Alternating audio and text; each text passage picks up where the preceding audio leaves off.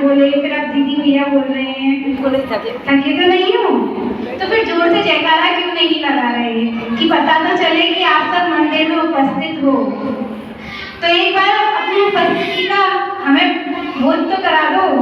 जब मुझे परम पूज्य उच्चारणाचार्य भगवान गोरक्षाय श्री विनम्र सागर जी गुरुदेव की अब लग रहा है ना सब मंदिर में बैठे हैं, आप लोगों को लगा कि नहीं लगा? बात चल रही है, प्रसंग है दीक्षा का।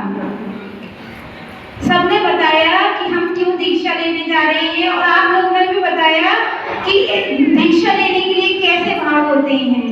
सही है, सबने बहुत अच्छा बताया।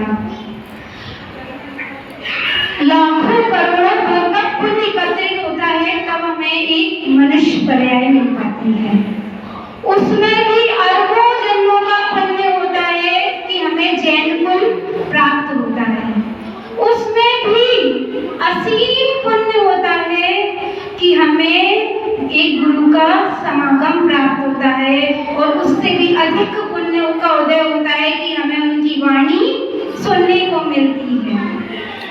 उनकी और उससे भी ज्यादा पुण्य का उदय तब होता है कि वह वाणी अपने हृदय में उतर जाती है और घर कर जाती है और हम इस दशा को प्राप्त कर लेते हैं।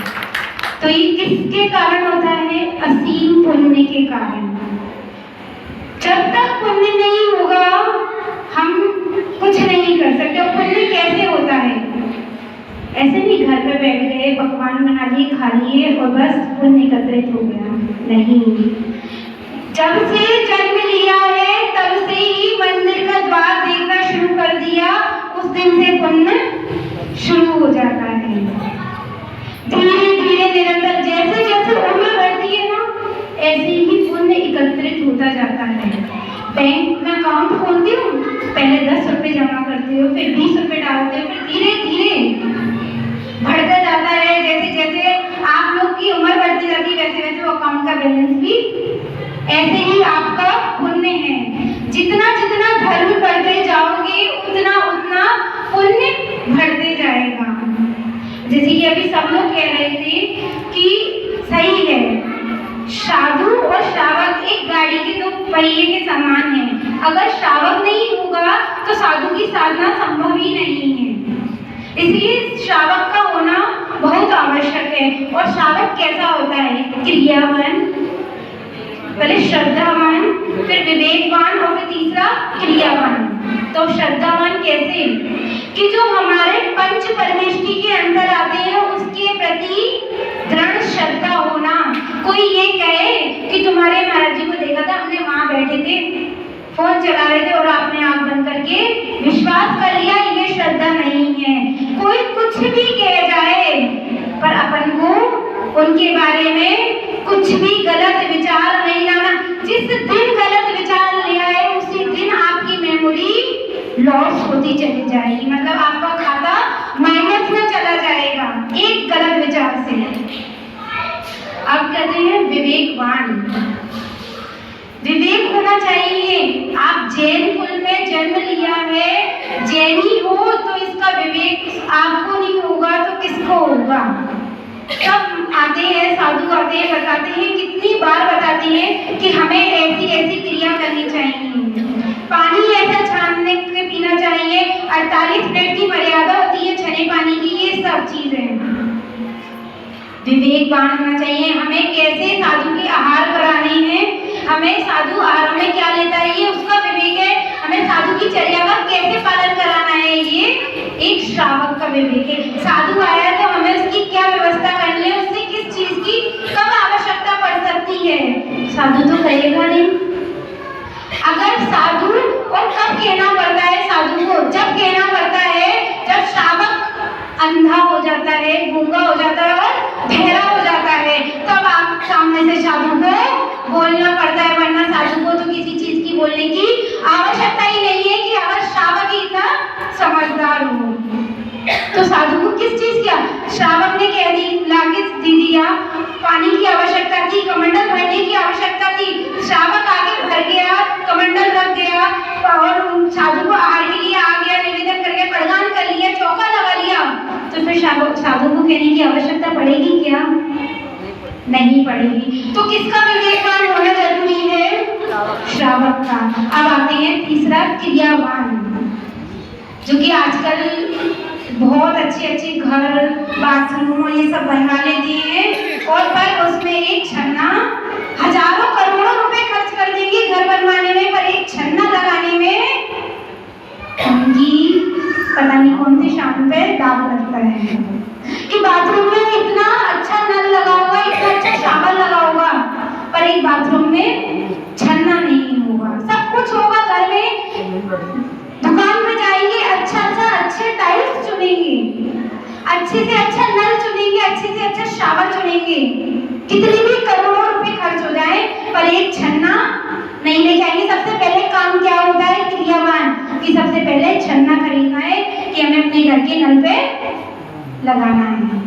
तो कैसा होना चाहिए श्रावक? श्रद्धावान, विवेकवान और क्रियावान। इतनी सी चीजें आ जाए तो किसी को कुछ भी करने की जरूरत नहीं है, ना साधु को कुछ कहने की जरूरत है, ना श्रावक को अपने विचारों को खराब करने की आवश्यकता है। श्रावक विचार अपने खराब करता है तो स्वयं के विचार से ही खराब करता है, और अच्छे करता है तो स्वयं के ही विचार से अच्छे करता है।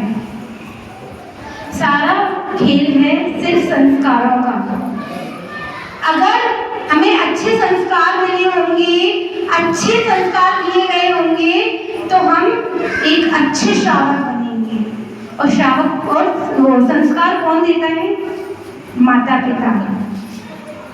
एक छोटा सा बच्चा था, मेले में गया और वहां से एक मेला घूम रहा था, माँ के साथ मेले में गया और वहां से एक पेंसिल उठाकर ले आया और जेब में रख ली और घर पर आ गया। जब माँ ने देखा, पूछा बेटा ये पेंसिल कहाँ से आई? तो कहने मैंने दुकान पे से उठा ली थी। माँ ने बचपन में छोटे समझ के छोड़ दिया, कुछ नहीं कहा। ऐसे ही बच्चा धीरे धीरे बड़ा हो गया और बड़ा होकर एक बहुत बड़ा चोर बन गया। और उसे बहुत बड़ी चोरी की और उसे फांसी की सजा हुई। तो उससे अंतिम इच्छा पूछी गई कि फांसी हो रही है, बताओ तुम्हारी कोई अंतिम इच्छा है कि नहीं है? तो उसने कहा हाँ मेरी अंतिम इच्छा है, मुझे मेरी माँ से मिलना है। क्या कहा उसने? मुझे मेरी माँ से मिलना है। और उसकी माँ को बुलाया गया। उसकी माँ आई तो आके सामने खड़ी हुई, तो उसने क्या किया? एक जोर से थप्पड़ मारा अपनी माँ को। सब थोड़े शॉक्ड हो गए, देखो फांसी हो रही है और माँ को एक थप्पड़ मार रही है, कैसा पागल इंसान है।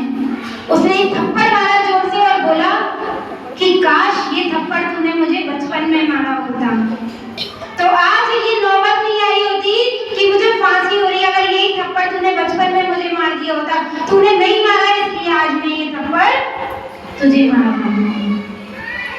ऐसे ही आप हो, अगर आप बचपन से ही बच्चे को संस्कार दोगे, मंदिर लेकर आओगे, पूजन अभिषेक करवाओगे, तो वो बड़े होकर पूजन अभिषेक करना सीख जाएगा। नहीं तो भविष्य में आप ही सबसे ज्यादा कौन दुखी होते हैं? माता पिता।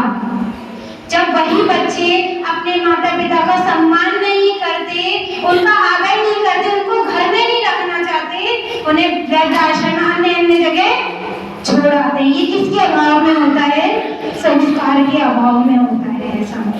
अगर आप उन्हें शुरू से संस्कार दिए होते, अगर ऐसी उस माँ ने जब वो एक पेंसिल चुरा के जेब में रख लाया था तभी थप्पड़ मारा होता, तो आज ये नौबत नहीं आती कि उसे फांसी की सजा हो रही है। बताओ कितने लोगों को अच्छा लगता है कि उनके बच्चे मंदिर में अभिषेक कर रहे होते हैं और मम्मी देख रही होती है, किनको खुशी होती है? दिल से बताना, होती है? सबको खुशी होती है ना?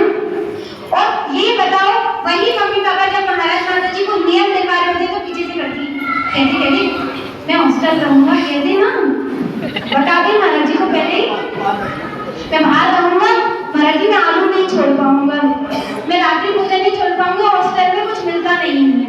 अरे नहीं, जब भूख लगती है और पेट भरना होता है तो कहीं भी हाथ पैर मारते हैं कि नहीं मारते हैं ना? ऐसे ही अगर जब पता है रात्रि भोजन नहीं करना है, नियम है, मन में भाव है कि नहीं करना, देव दर्शन के भाव है, तो मंदिर कितनी भी दूर हो आप ढूंढ लोगे और मंदिर के दर्शन करके ही कुछ भाव नहीं। बस खेल कितना सा है, सिर्फ भावों का खेल है। ऐसे ही इन लोगों के भाव बने। आज हमारे बीच में आदिश भैया जी बैठे हैं। आपको बता दूं, ये स्टेट बैंक में मैनेजर थे, वहां से रिटायर हुए। तो रिटायर होते ही इनके मन में भाव आ गया कि बस अब घर में तो बहुत रह लिए, बहुत कुछ कर लिया, बच्चों के लिए भी कर लिया। इनके 2 बेटे हैं, 1 बेटी है। दोनों बेटे इंजीनियर है, बेटी डॉक्टर है। सब कर लिया, बच्चों को भी सेटल कर लिया। अब हम अपनी जिंदगी जिएंगे, हमारा मन होगा हम वैसे जिएंगे। ने बच्चों से भी कह दिया, हमने तुम्हें सक्षम कर दिया, अब तुम अपनी जिंदगी जीना, अब हम अपनी जिंदगी जिएंगे। वही सोनागिर में आज से 4 साल पहले मात्र दर्शन के लिए आए थे। और देखो पुण्य का उदय कि उसी सोनागिर में आज 4 साल बाद दीक्षा लेने जा रहे हैं। इससे बड़ा पुण्य का उदय कोई हो सकता है? नर से नारायण, आत्मा से परमात्मा बनने के लिए असीम पुण्य की आवश्यकता होती है। जब हम इस उत्कृष्ट पद को प्राप्त कर पाते हैं, हमने व्रत लिया है, संयम धारण किया है, तो उसके लिए बहुत प्रथम सीढ़ी है दीक्षा धारण करना। फिर दूसरी सीढ़ी है उस दीक्षा का अच्छे से जो संयम हमको दे दिए गए 28 मूल गुण जो हमारे ऊपर, जिनका आचरण इनके ऊपर वो करेंगे, मंत्रित करेंगे, उनका अच्छे से पालन करना, ये क्या है? और आपको पालन करवाना, ये है दूसरी सीढ़ी। और तीसरी और अंतिम सीढ़ी है उत्कृष्ट समाधि करना। इन तीनों सीढ़ियों को प्राप्त कर लिया तो मोक्ष को प्राप्त करने के लिए कोई ज्यादा बाधा नहीं आएगी। तो इसलिए ऐसे ही हमारे देवेंद्र भैया जी भी हमारे कुछ ही दिन पहले दर्शन करने आए थे आचार्य से। ऐसे ही बैठ के चर्चा हो रही थी और चर्चा ही चर्चा में भाव बन गए और दूसरे दिन 7 प्रतिमा ले ली और आज 15 दिन बाद इनकी दीक्षा हो जाएगी। ये होता है पुण्य का उदय। तो ये कब से निर्भर होता है? ये संस्कार से ही निर्भर होता है। आप अपने बच्चों को जैसे संस्कार देंगे, ये नहीं कह रही हूँ कि सब दीक्षा ले लेंगे। आप कुछ लोग मन में सोच रहे होंगे आप खुद दीक्षा ले लेंगे तो सब दीक्षा ले लेंगे। नहीं, अच्छे श्रावक तो बना सकते हो उन्हें कि आज जो अच्छे काम आप कर रहे हो, कल हमारे बाद वो ना वो करे, हमारे धौलपुर का नाम वो चलाए।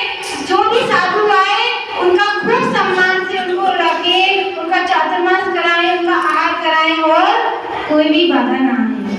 बहुत अच्छी है ये धौलपुर समाज। खूब प्रेम से 4 महीने इन्होंने माता जी का चातुर्मास कराया। बहुत खुश होकर माता जी यहाँ से गई, खूब सेवा करी, उनका खूब अपना स्नेह उनको दिया और उनसे भी खूब स्नेह प्राप्त किया। लाभ का अर्जन हुआ आप लोगों को। और यहाँ पे भव्य पंच कल्याणक हुए जिसमें आचार्य श्री का भी सानिध्य प्राप्त हुआ। सब लोगों ने खूब सेवा की है, खूब अच्छे से।